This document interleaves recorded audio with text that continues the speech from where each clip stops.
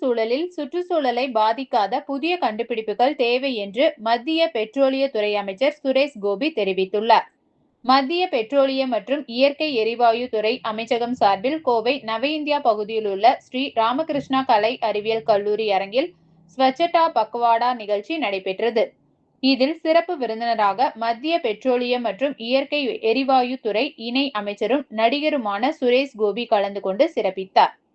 இந்நிகழ்வில் Bharat petroleum corporation limited நிறுவனத்தின் அதிகாரிகள் மற்றும் ஸ்ரீ ராமகிருஷ்ணா கலை அறிவியல் கல்லூரியின் முதல்வர் மற்றும் பேராசிரியர்கள் முன்னிலை வகித்தனர்.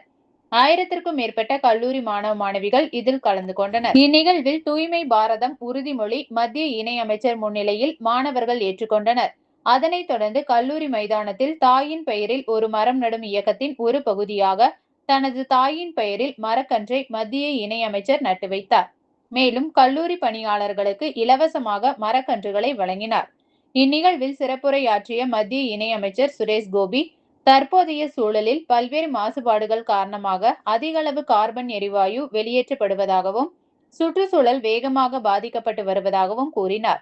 சுற்றுச்சூழலை பாதுகாத்திட மரக்கன்றுகளை அதிகம் நட வேண்டும் என்றும் சுற்றுச்சூழலை பாதிக்காத புதிய கண்டுபிடிப்புகள் தற்பொழுது தேவை என்றும் தெரிவித்தார். இந்த ஸ்வச்தா பக்வாடா எனும் தூய்மை விழிப்புணர்வு நிகழ்ச்சி மற்றும் செயல்பாடுகள் என்பது நம்முடைய வருங்கால தலைமுறையினருக்கானது.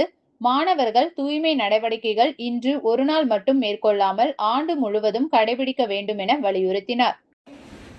அனைவருக்கும் என்னோட அன்பார்ந்த வணக்கம். Namaste.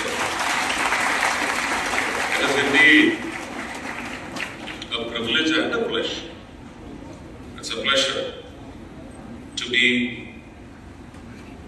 Kerala like Tamil Nadu, which is Coimbatore for us.